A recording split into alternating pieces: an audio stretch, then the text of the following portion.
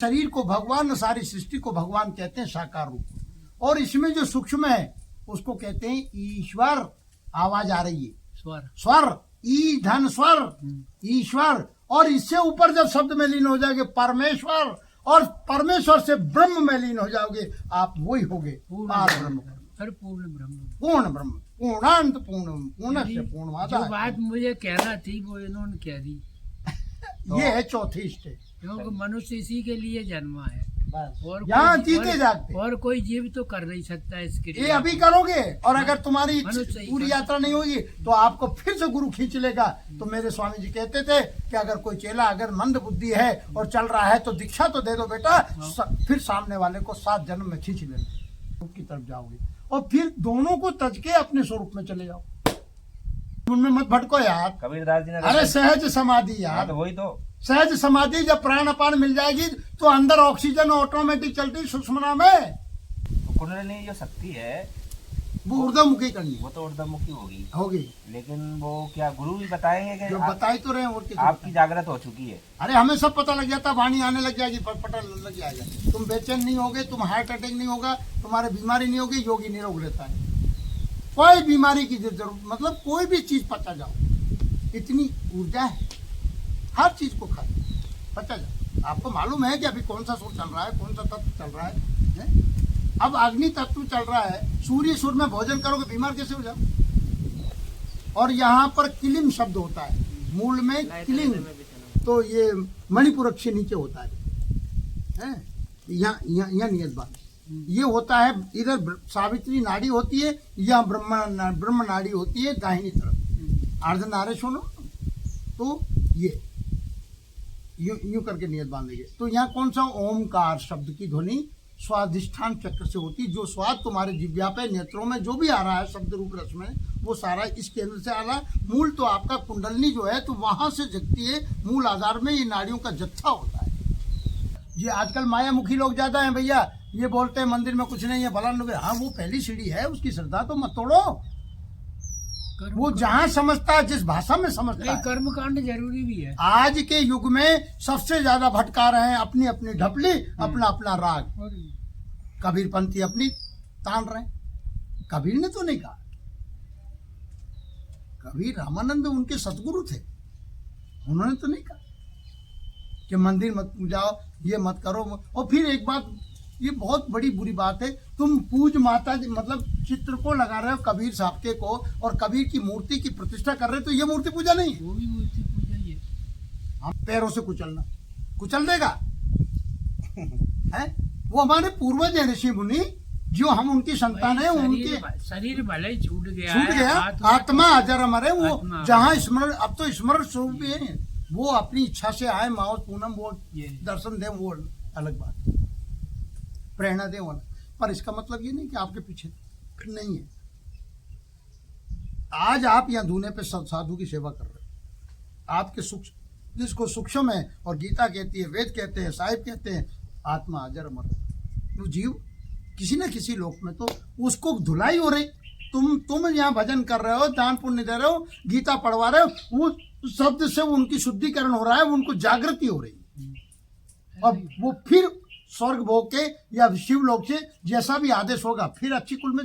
कर्म कांड इसीलिए अपनाया गया है कि आप कर्म करोगे तो उनको भी फल मिलेगा। कर्म बाकी ज्ञान चाहिए इस वक्त चौधारा, नहीं तो पिछली पीढ़ी नहीं चढ़ेगी। कबीर साहब ने कह दिया कि अगर जो है तो सामने वाले की स्टेज देखो, जिस भाषा में समझता है उसको उसी भाषा में समझाओ। खग जाने खग ही की भाषा। अरे गरुड़ जी के संदेह हो गया, हुआ कि नहीं? और कुछ है इसमें पूछने का क्या कि तेरे पास जो विद्या है, ये योग साधना है, इसको घर घर जाके बांटो। अलग जानने का मतलब है कि आप वो दान देंगे, उनको आशीर्वाद दो, उनके घरों की कलह दूर करो, उनको समझाओ घर घर में दुखी हैं। एक बाई लाई चमचा में भीख, हमें गुरु जी की याद आ गई कि भिक्षा हाथ शुद्ध होते हैं या पात्र से। इसमें पूछा था एक ने, प्रश्न आध्यात्मिक भी है और संसारी भी है। इन्हें बोला है कि देवता तो सब इंद्रियां हैं, एक एक इंद्रियों में सभी देवता स्थित है, लेकिन क्या अगर देवताओं को देखा जा सकता है, ये हकीकत में प्रत्यक्ष आंखों से देखा भी जा सकता है कि जो जितने भी देवता हैं, जैसे जिसकी रही भावना जैसी प्रभु मूर्ति देखिए तीन ये शिव बैठे, ये तुम्हें नहीं दिख रहे? वो यूं कहेंगे हम शंकर हैं, हम भगवान हैं। अरे तुम तीन हो, भग माने योनि और लिंग मतलब जो वान। जब ये शरीर को भगवान, सारी सृष्टि को भगवान कहते हैं साकार रूप, और इसमें जो सूक्ष्म है उसको कहते हैं ईश्वर। आवाज आ रही है, स्वर स्वर, ई धन स्वर, ईश्वर। और इससे ऊपर जब शब्द में लीन हो जाओगे परमेश्वर, और परमेश्वर से ब्रह्म में लीन हो जाओगे, आप वही होगे पार ब्रह्म, पूर्ण ब्रह्म, पूर्ण ब्रह्म, पूर्णांत पूर्ण, पूर्ण से जो पूर्णमादा। बात मुझे कहना थी वो इन्होंने कह दी। ये है चौथी स्टेज। क्योंकि मनुष्य इसी के लिए जन्मा है, और यहाँ कोई- जीते जागते। और कोई जीव तो कर नहीं सकता इसके लिए। ये अभी करोगे, और अगर तुम्हारी मनुष्य ही पूरी कर यात्रा नहीं होगी तो आपको फिर से गुरु खींच लेगा। तो मेरे स्वामी जी कहते थे कि अगर कोई चेला अगर मंद बुद्धि है और चल रहा है तो दीक्षा तो दे दो बेटा, फिर सामने वाले को 7 जन्म में खींच लेना। वो फिर कितना भी नाटक करे, खींच लेता है वो। हाँ गुरु जन्म चारों जन्म जन्म से संबंध तुम थोड़ी है। चल रहे हो। अरे हमें पुरुष होता है। बिल्कुल फिर उसके बाद जो है ना 7 प्रकार की आवर्ती जो है ना बिल्कुल इस सही। शरीर से जुड़ी हुई है, उसमें हमारे गुरु भी जुड़े हुए हैं। सब आगे गुरु। अच्छा गुरु जिन्होंने गुरु में हमको अंतर नहीं सिखाया है। था वो पूर्व जन्मों से ही जुड़े हुए हैं। अब गुरु जो है तो छोड़ता है क्या? हाँ, ये कई गुरु जन्मों तो चला सामने चल रहा है गुरु आज जी। तुम्हारे पीछे गुरु की सत्ता से काम कर रही है। हमें वैसे विद्या बिल्कुल, कहाँ से हमें मिली? पता लग रहा है हमसे ही तो मिली। कि ये पहले के सुकृत जीव है। गुरु अब उनका तो वो अपने आप तुम प्रत्यक्ष गुरु नहीं किया मानोगे होगा। उसको। अगर तुम्हारे मन में भाव है तो आपके भाव और संकल्प इतना तगड़ा होना चाहिए, आप जिस श्री विग्रह को देखोगे उस रूप में प्रकट हो जाए। हनुमान जी को इसको त्राटक बोलते हैं और क्या? और आंतरिक ध्यान बोलते हैं। आप बार बार उसका ध्यान करोगे तो वो हुआ आपका मन का भाव, पर जो आता जाता है वो परमात्मा नहीं है, वो देवता है। तो गुरु भी तो आते जाते हैं। हाँ, क्यों? शब्द स्वरूपी गुरु नहीं आता जाता। तुम शरीर की बात कर रहे हो, गुरु को शरीर को गुरु मानो। शरीर तो सभी शरीर को मत मानो। तो जो आत्मा नहीं, नहीं, जो नहीं। आंतरिक गुरु शुरू आप से बचपन समझ से है नहीं वो पाए तो गुरु को। माँ के गर्भ गुरु से आया शब्द आंतरिक है, गुरु तो। आंतरिक गुरु शब्द तो माँ के गुरु है, पेट से ये आया तो ना। माध्यम है यंत्र लेके आना। बाकी उनको माया व्याप्ति नहीं है संसार की। वहीं से ही गर्भ में जो दोष लगते हैं प्रकृति से धारण करा है हमारा, जब तक बाकी संस्कार तो खींच लाए हैं? बचपन से ही रामचरितमानस पढ़ना सिखा दिया। कहाँ पैदा हुई? जो 6 शरीर जो गुरु आए हैं, गुरु नानक देव जी ने आए हैं, और वो उन्होंने विदेश स्वरूप हो गए ना। ओंकार की जो अब वो शिक्षा- कच्चा से पक्का हो गए ना। कच्ची माया तो अब तुम समझोगे। कच्चा त्याग करो। कच्ची क्या है? काम क्रोध लोभ मोह अहंकार से तुम कच्चे हो। दया क्षमाशील संतोष धैर्य सत्य को धारण करोगे तो ये पक्के गुण है, स्वरूप की तरफ जाओगे। और फिर दोनों को तज के अपने स्वरूप में चले जाओ। पहले तो कच्ची को तो त्यागो, कच्ची प्रकृति को तो त्यागो, जिससे तुम बार बार पूर्णम जन्म, ना तो तुम्हारा जन्म होता न तुम्हारी मृत्यु। ये भी तुम्हारा भ्रम है। तुम तो आत्मा हो।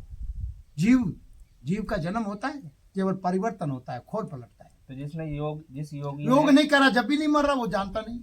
अपने चित्त को जीत लिया, हाँ, तो वो क्या शरीर जाएगा? वो क्या? तो अरे यार समझ, अरे आवे न जावे न जन्मे न मरे, वो आत्मा है। कायाकल्प होगा वो। तो कायाकल्प हो गया। जीते जागते जियत मरे सोई लख पावे, वाणी के लिए। अंतिम दशा है योगी की। ये तुम्हें वो पर्दे की बात है बाबा, कोई सिद्ध नहीं किएगा। मेरे गुरुजी दिनेश गिरी ओगढ़ और हम रामगढ़ में बैठे, उनके दिनेश अब तू पूरा होगा, अब तुम या तो तू रहने नहीं तो मोह रहने दे। गुरु छोड़ के भगता है, नहीं तो तुम वहां से चिपके रहोगे, साधना नहीं कर। सत्य वचन गुरु महाराज।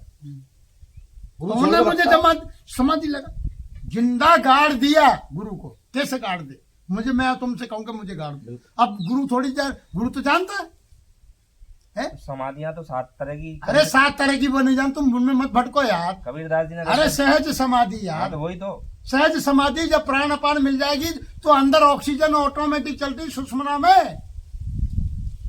कबीर साहब ने भी तो वो रद्द कर दी 7 तरह की समाधियाँ। सहज समाधि में आ जाओगे क्यों? अरे सहज समाधि यार, और फिर वही सहज समाधि लगाई गुरु जी की, और उन्होंने कहा कि मैं बैठा हूँ। वो तो जल में लगाते थे, तो भूमि में लगाने में क्या है। उठा तो बैठा तो कबीर ना चाहिए। अरे सुनो, और इसके बाद में फिर उनको समाधि लगाई तो जाके देखा तो 3 दिन बाद कब्र फूटी मिली। वो कहाँ चले गए? और नासिक कुंभ में गए 12 साल में। उन्होंने कहा दिनेश मैं मर गया, जो बैठो। मैं घूम रहे सत्य वचन गुरु। चूतिया को तो दुनिया को देखने दिखाने को पर्दा है। पर्दा ये बिल्कुल बात परम कर सत्य है गुरु महाराज, बिल्कुल परम सत्य है। अपने आप को छुपा के। भाई रामायण कहती है कछुक काल की जो सत्संगा, तो ये हल्का विषय नहीं है, कुछ काल का है, समय वर्षों लग जाए। हाँ बरसों लगे, और हमें तो जन्मों लग गए। जन्म तुमको हमको सबको लगे हैं। हमको भी अभी तक भटक ही रहे हैं, आ रहे हैं जा रहे हैं। कई जन्मों के बाद इस स्थिति में आके पहुंचता है। अब गुरु महाराज जी की कृपा हुई है। आपको शाश्वत जी से भागवत सुनने को मिला। बिल्कुल। 6 साल की उम्र। बिल्कुल। तो एक पूर्व का बालक चाणक्य हाँ देख लो, देखा था ना। हाँ बिल्कुल। तो ये पहले से आई आत्मा है। विज्ञान है, आत्म पहले से ही वैज्ञानिक आत्मा है। आध्यात्म विज्ञान बोलते हैं ये विज्ञान। ओम तच्चक्षुर्देवहितं पुरस्तात् शुक्रमुच्चरत् पश्येम सरदा शतं जीवेम सरदा शतं शृणुयाम सरदा शतं प्रब्रवाम सरदा शतं सतमदीना श्याम सरदा शतं भूयश्च सरदा शतात्। अब हिंदी में अनुवाद सुनो। हे ईश्वर, हे पूर्ण ब्रह्म परमेश्वर, मेरी आत्मा, मैं आपको जो है ना प्रार्थना करके ये मांगता हूँ कि मेरी आंखें 100 वर्ष तक मैंने देखती रहें, कान 100 वर्ष तक सुनते रहें, जिह्वा से 100 वर्ष तक बोलता रहूं, और हाथ पैरों से 100 वर्ष तक कार्य करता रहूं, और आपकी कृपा से आपका भजन करके इससे अधिक भी जीऊँ, तो ये मेरी जो है ना शरीर की इंद्रियां काम करती रहें। ये इस मंत्र का भाव है, आशीर्वाद मंत्र। आप मांगोगे रोजाना तो मिलता रहेगा। प्रार्थना आपको